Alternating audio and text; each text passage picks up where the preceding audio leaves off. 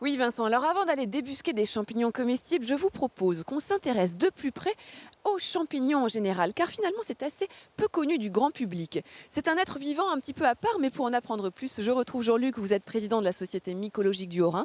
Alors le champignon n'est ni un animal ni un végétal, mais finalement qu'est-ce que c'est? Bien, il a un règne à part, le règne du champignon, le règne des fungi. Oui. Et justement, on aimerait bien qu'on en parle un petit peu plus, puisqu'il joue un rôle immense dans notre biosphère, qui est souvent méconnu par le grand public.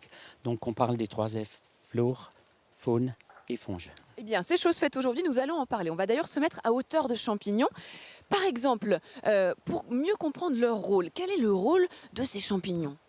Eh bien, celui-ci, il vit en mode saprofite. Donc, il va s'occuper de faire disparaître toutes les matières organiques mortes qu'on trouve en forêt, c'est-à-dire les souches, le bois mort, les feuilles, les aiguilles et même les poils d'animaux, les cornes, les plumes, tout ça. Celui-ci, il est en train de décomposer, par exemple, le tronc qui est là. Oui, tout à fait. Là, le champignon est à l'intérieur, hein. Ce qu'on voit ici, c'est le fruit du champignon qu'il produit pour se reproduire. Mais le champignon est à l'intérieur. Nous, on marche sur les champignons actuellement. Et si eux n'étaient pas là, on ne marcherait plus dans une forêt au bout de quelques années. Parce qu'en fait, il y aurait des troncs, il y aurait des feuilles partout. On serait envahi. Oui. C'est fascinant. Alors, on va aller voir un autre type de champignon que j'ai aperçu là-bas. Forcément, on le voit bien, c'est la fameuse Amanite tumouche. Vous allez nous dire, Jean-Luc, quel est le rôle, cette fois-ci, de ce champignon? Ah ben, lui, c'est un champignon mycorhizien qui va établir une relation symbiotique avec les arbres et ils vont ensemble échanger des nutriments. Ils sont très très importants également. Donc là, l'Amanite tumouche, elle est en train d'avoir un rôle de symbiose avec l'arbre qui est juste là. Tout à fait, il va nourrir l'arbre et l'arbre en contrepartie va également lui donner des nutriments.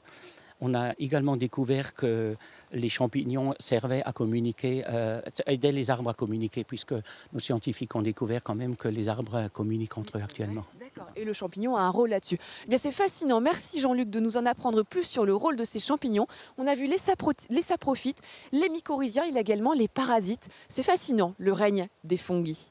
Ça y est Vincent, j'ai commencé ma cueillette de champignons avec la tenue adéquate, hein, les bras, les pieds couverts, les mollets couverts pour éviter les morsures de tiques. Attention.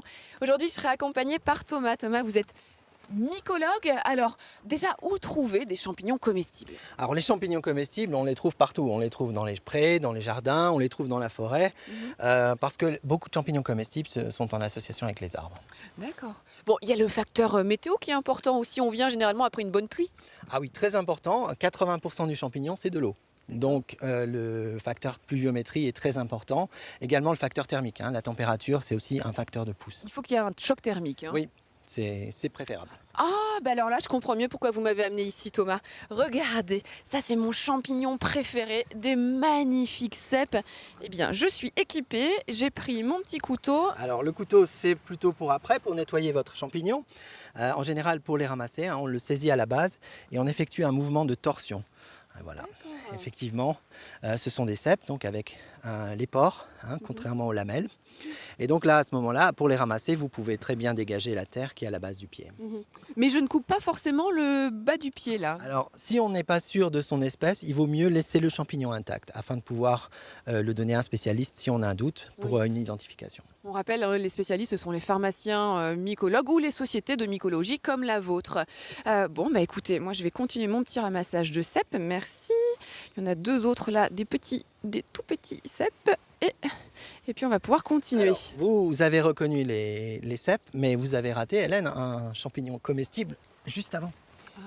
Ça m'intéresse. Alors regardez, ici nous avons des russules charbonnières, qui est un champignon comestible également.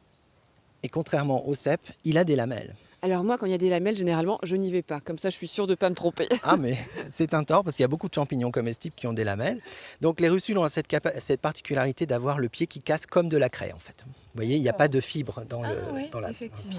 Et c'est un très bon champignon. Eh bien, je le saurai maintenant. Hop, je continue ma petite cueillette. Ah, je rappelle également aux téléspectateurs, on respecte toujours l'environnement quand on fait une cueillette de champignons.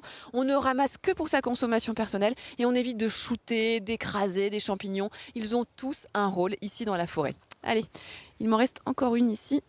Hop, je tourne et je prends.